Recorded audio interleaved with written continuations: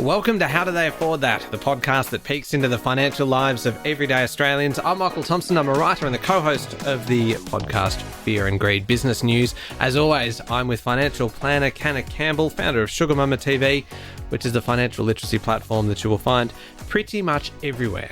YouTube, Instagram, TikTok, Threads, books and podcasts like this one. Hello, Canna. Hello, how are you? I am very well indeed, thank you. I have been observing a trend in recent weeks because we are still relatively close to the start of the year. And so you see people making money resolutions for at least the first kind of 6 weeks of the year. And one that I've seen a few times now, it just keeps popping up. Maybe the algorithm has kind of picked me as very susceptible to this. People committing to a no-buy year or a no-spend year. So, my questions for you today, Canna. Why would anybody do this? How would they do this? Is it even possible to go a full year without spending within reason? Obviously, I know there's going to be exceptions to the rule. Let's jump into it. What exactly is a no-buy year? How does it actually work in practice? Okay, a no-buy year is a personal financial challenge where you commit to avoiding non-essential spending for an entire year. So it's really about going to the heart of what a need is versus a want and stripping back to the basics of life to help you save money, preserve money even, and just completely recalibrate your spending habits.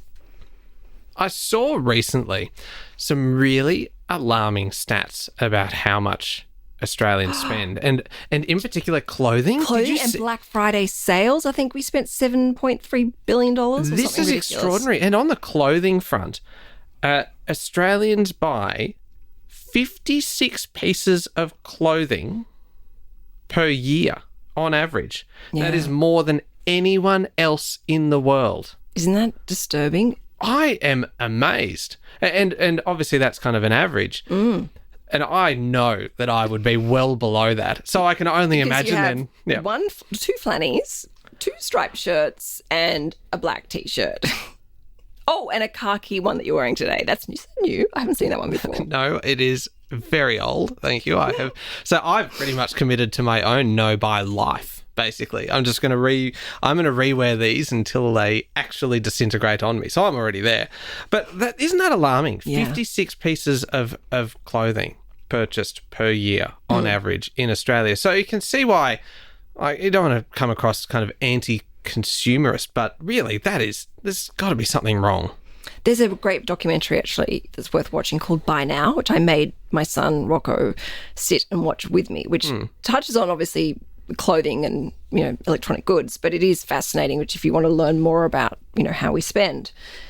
I was just You're like, you just stop listening to me. No, Buy Now is what it's called. I was writing it down. Okay. There is a difference between not listening and taking notes. And I was writing down Buy Now, and I was just there pondering, going, I wonder if that's buy, B-U-Y, or... B-U-Y. Yeah, I'm assuming it is now. It's Okay. on Netflix.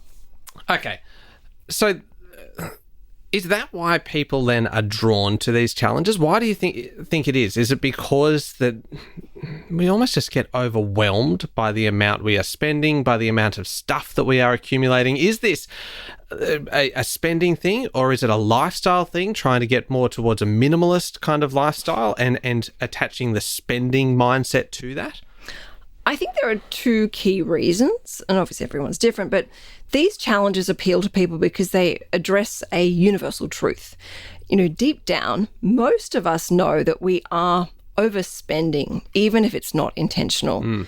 So if you take something like a no-buy challenge, it gives us this really concrete structure to try and work within, and gives us some accountability, and also allows us to kind of reset our financial habits, as well as, just have something to sort of sink our teeth in and focus on if we haven't necessarily come up with any New Year's resolutions as yet.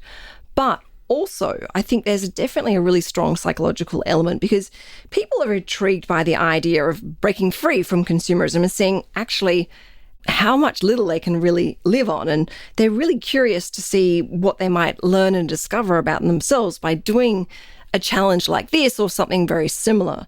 So at the end of the day, whatever reason you're doing it for, it's definitely empowering to take control of your finances and see how you can go with this in a definitive way. And it also, creates a sense of achievement if you are able to pull off this challenge. I mean, this one that we're talking about is a year challenge. Is fairly substantial amount of time. And I suppose you can always kind of start with a no by month or something like that, right? No by week, like a weekend. do it for February, frugal February, that kind of thing. Yeah. But the rules around this, I like structure. I like some rules. Can you please set some rules here for me, Canna?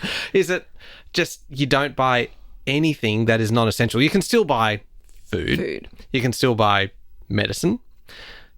I would hope so. Yeah. And obviously, you didn't jump in there, and I'm like, okay, I'm all right. looking, going, really? But obviously, you look at Maslow hierarchical needs. You go with the essentials. So shelter, accommodation, food, clothing, healthcare. You start with that. But clothing, though, that's probably clothing. So you're not naked. I mean, not clothing like a luxury designer wardrobe. I'm talking clothing like let's cover ourselves up. Yeah, clothing is probably one that kind of straddles this because you do need it to get by. Okay, let me re-articulate that. At least underpants, like underwear.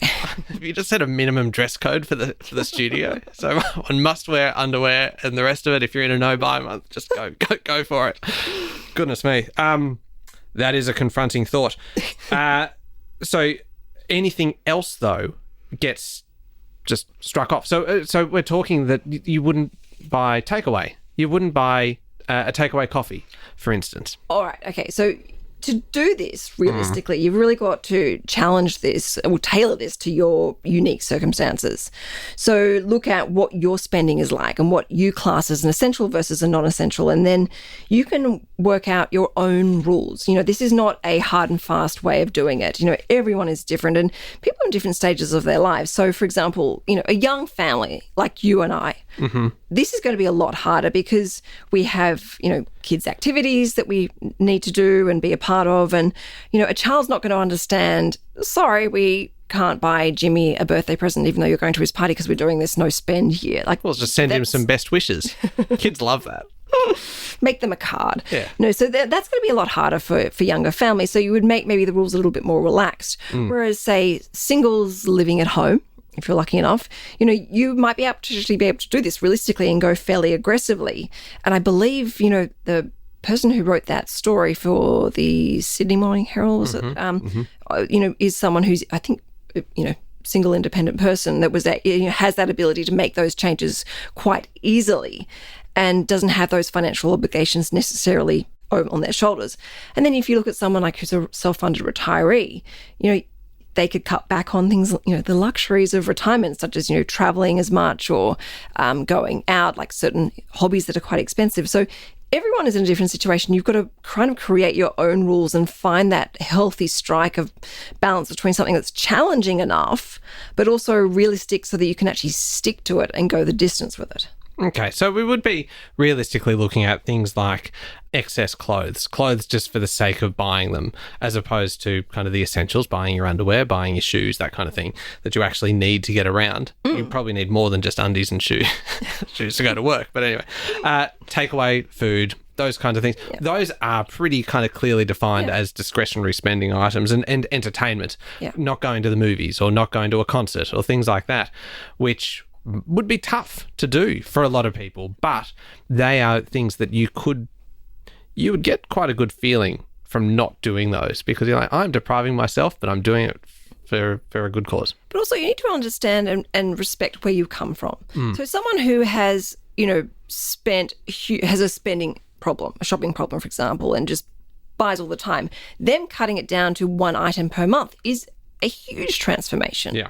Whereas for someone else, that one item per month is still excessive and unnecessary. So, be kind to yourself. This is about, progress, not perfection. Okay. All right. The big benefit of doing it is it is a spending reset, really, isn't it? If you were to do it, even if you're not successful, not 100% successful, it would make you stop and take stock of what you are spending, right? Oh, the awareness it creates could be very powerful, and something that you could use to reset your financial habits that take you through the rest of your life. There's a lot to be learnt from doing these types of challenges, and not even necessarily a no spend, no buy challenge. Even I did recently a 7-day mortgage challenge. I did my own Sugar Mama 10-day financial reset challenge. I learned so much about myself. So there are lots of non-tangible things that come from doing these particular challenges. But at the end of the day, the key benefits, I would say, are obviously number one, obviously, your financial. You might be protecting your savings, growing your savings, or even accelerating your financial journey, because that money that you've managed to save can then go towards some of your financial goals, such as paying off debt or building up your emergency money or investing. So, if you can make sure that those savings at the end of the year are there, you can quarantine them and actually look at that bank account and go, wow, this is how much I was able to save from doing this challenge. Great. Don't go then blow it on some stuff. Use that for your financial well-being.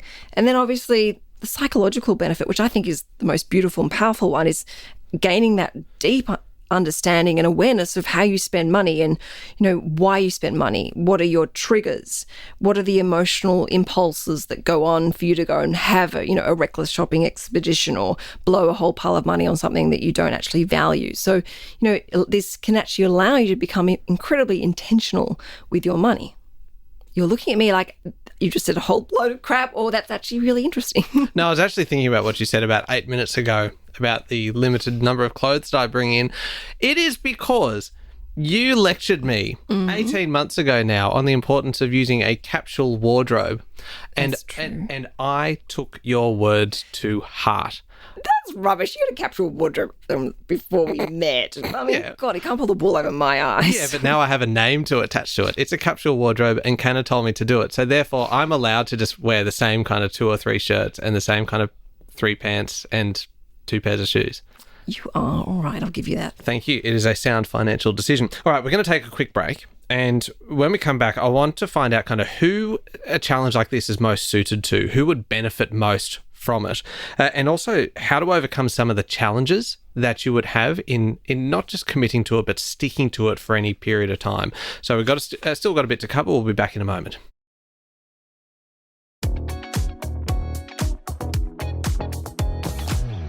Canna, we are talking today about a no-buy year or a no-spend year, where you commit to not spending money on kind of non-essential things, really, across the course of a year, and the fact that it is really a spending reset for a lot of people. But who is this most suited to? Are we talking about people that might have a bit of a spending problem and have identified themselves as being perhaps a little bit too willing to indulge in kind of impulse buys, or is it perhaps households that might be living kind of paycheck to paycheck and want to go, okay, we need to reset here. We need to find where there is a bit of room in the budget. Let's commit to this challenge. I think, to answer your question, both. Okay. Anyone that knows they need to do something about the way that they engage with money and use money and to a certain degree abuse money, and I don't say that with any judgment, something like this in a gentle way could be really beneficial, because essentially it's a detox. Then I would say anyone who's curious, anyone who thinks, this could be really helpful for us in, getting rid of any waste, creating any awareness as to, triggers for spending money and blowing money, and, allowing us to maybe save up a lot of money that we can then use to catch up maybe for previous lost time with their financial journey. So yeah, I would say if you've got a problem and you want to address it and you're willing to do the work and face the music, and for anyone that's curious as to not just the financial benefit, but also the mindfulness and the psychological benefits from doing this. Because I've done this not a full year, but obviously I've done Frugal February, I think 9 years in a row, maybe 10. That's a lot. And every time I do it, I learn something new about myself. And it definitely keeps me in check for the rest of the year. One of the big challenges, though, would have to be motivation, right? Because like anything that's a bit of a trend, for instance, or anything that you can start strong with something like this. You go, yep, committing to a no buy year. You know, you often see it with people when they get like a Fitbit or something like that, right? And they go, and I'm monitoring my steps and I'm going to hit my 10,000 steps every day, and they do it every single day for the first week. And then it just drops off and they're at 8,000. And then all of a sudden, 3 weeks later, it's just kind of sitting on the couch again. It feels like the same kind of thing, that you would hit this really hard. I'm doing a no buy year. You'd plaster it all over social media.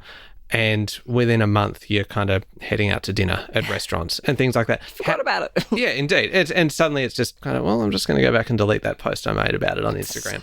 How do you stay motivated for the full year?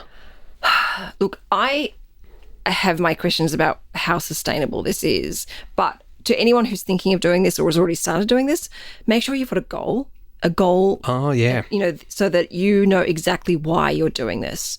You know, for some people, it might be like saving up a deposit to buy their first home. For some people, it might be about clearing toxic debt. Mm-hmm. For some people, it might be about paying for an amazing holiday overseas, traveling for 5 months. Know your why, because you have that why is linked to that goal. And the goal is something that you can see and you can track your progress along the way and know that, you know what? The hard work is paying off. It's getting there, making progress. You're tying it to something positive then, aren't you? Yeah. Rather than just doing something which is, I mean, even the name of it is negative. No buy year. Yeah. Like there's negativity attached to this right from the start. But if you're tying it to something positive, like a savings goal or a trip or something like that, then it flips it.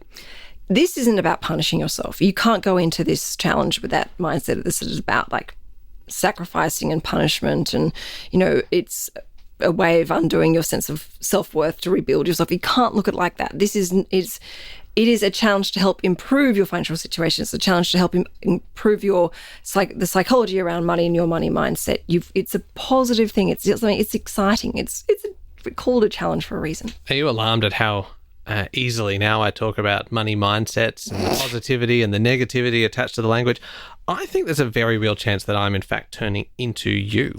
I sometimes think I'm turning into you, so this is really concerning. That's a really scary thought, the hybrid of where we would meet in the middle. It's just, very unpleasant. It's extreme, isn't it? Not the hybrid of you and I, but the idea of going without spending for a full year. Is there kind of smaller steps that we can take? And I mentioned before the idea of maybe trying it out for a month or something. Is that the way to go to kind of ease into it? Because you wouldn't like recommend someone, if they've got a bad habit, it's not necessarily the most effective way just to say cut it out entirely. Going cold turkey is not necessarily going to be the most effective way to get rid of it. You've got to be realistic about the way you're doing this. Absolutely. And I'll say this, most households right now are living like this. Yeah. They are, you know, tightening the belt. They're saying no. They're going without. They're looking to save. They've cut all those non-essentials 8 years ago from, you know, when interest rates started going up and the rising cost of living. So a lot of people actually are doing this already. So this is not the right challenge for them because they're living and breathing it every single day. Yeah. So if someone wants to do this, what I recommend is bursts and spurts. Lean into it. So you would say, okay, well, let's do, for each month, let's do 1 week or 1 weekend where we do a no spend.